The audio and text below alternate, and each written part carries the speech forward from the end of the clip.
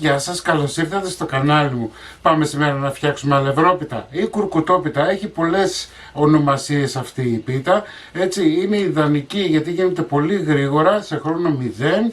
Έτσι, μπορείτε να την προσφέρετε σε φίλους, θα μείνουν ενθουσιασμένοι.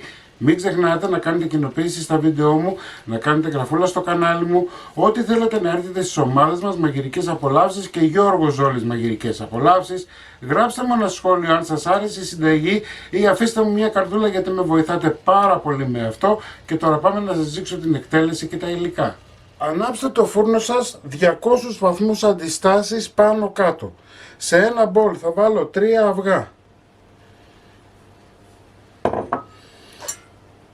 Χτυπάω λίγο.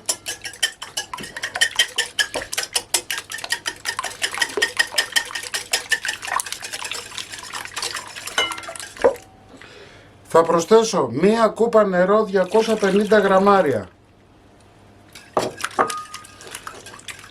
Μία κούπα γάλα 250 γραμμάρια.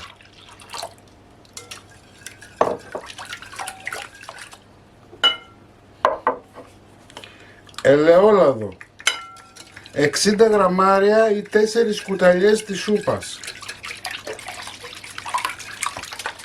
Θα βάλω μία τσιμπιά αλάτι γιατί η φέτα μας είναι αλμυρή. Εννοείται λίγη καπνιστή πάπρικα να πάρει χρώμα και άρωμα. Ένα κουταλάκι του γλυκού. Θυμάρι. Θα βάλουμε πιπέρι.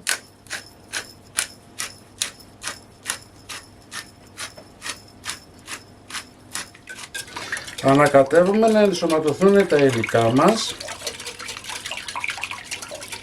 Εδώ έχω 3 σκούπες αλεύρι για όλες τις χρήσεις 450 γραμμάρια και θα βάλω μισό κουταλάκι του γλυκού baking powder γιατί δεν θέλω να μου λασπώσει η πίτα.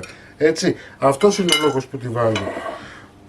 Είναι προαιρετικό, αν θέλετε το βάζετε, αν θέλετε δεν το βάζετε. Εγώ σας είπα για ποιο λόγο το έχω βάλει, ανακατεύω. Και μισό κουταλάκι δεν είναι τίποτα, έτσι. Δηλαδή να φανταστείτε ότι σε κανονική τέτοια θα πρέπει να βάλουμε 2 κουταλάκια του γλυκού. Σε κανονική συνταγή. Λοιπόν, πάμε σιγά σιγά.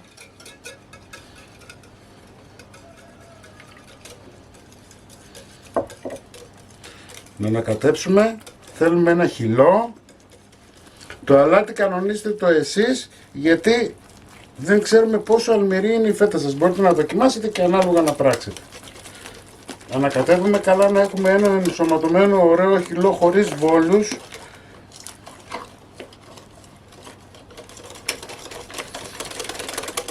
Κάλλιστα μπορεί αυτή η συνταγή να βγει και σε τραπέζι, έτσι, να το σερβίρετε σαν συνοδευτικό.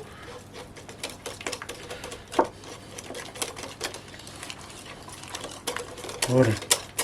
Λοιπόν, είμαστε έτοιμοι, αφήνουμε στην άκρη.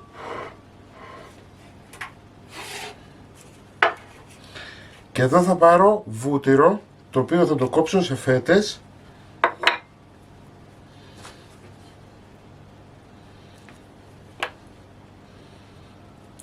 Είναι 60 με 70 γραμμάρια.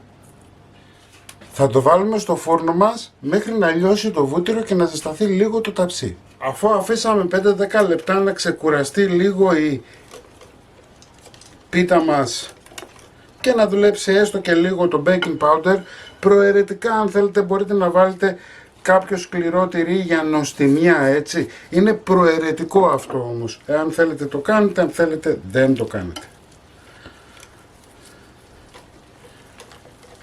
Θα ανακατέψω καλά να ενσωματωθεί και αυτό. Δεν χρειαζόμαστε πλέον τον αυγοδάρτη.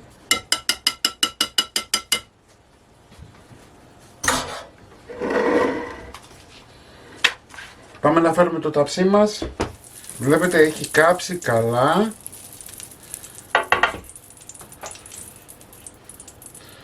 Θα ρίξουμε την πίτα μας μέσα. Θα απλώσουμε λιγάκι.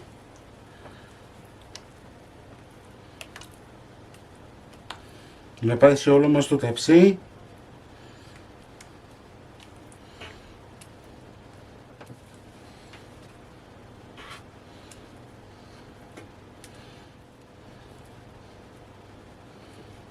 Εδώ έχω μισό κιλό φέτα, έτσι. Αυτό που έχετε να κάνετε είναι να θρηματίσετε και να το βάλετε από πάνω. Αφήνετε και κάποια κομμάτια να είναι λίγο πιο χοντρά για να μπορέσει να το βρίσκει κάποιος και για να δηλώνει την ταυτότητά του. Εννοείται ότι η ποσότητα της φέτας είναι στη δική σας την κρίση, όσο θέλετε βάζετε.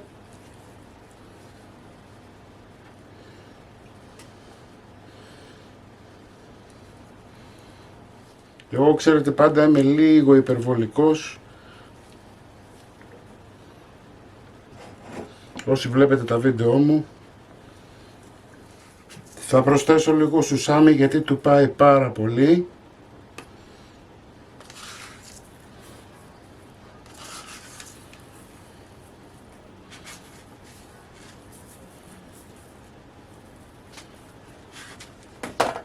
Πιπέρι από πάνω σίγουρα.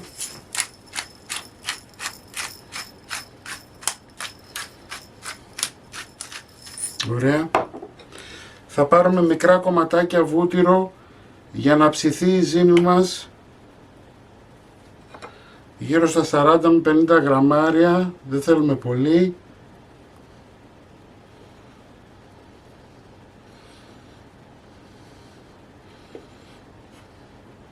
Όταν εννοώ βούτυρο, μιλάω για βούτυρο Αγελάδος, έτσι.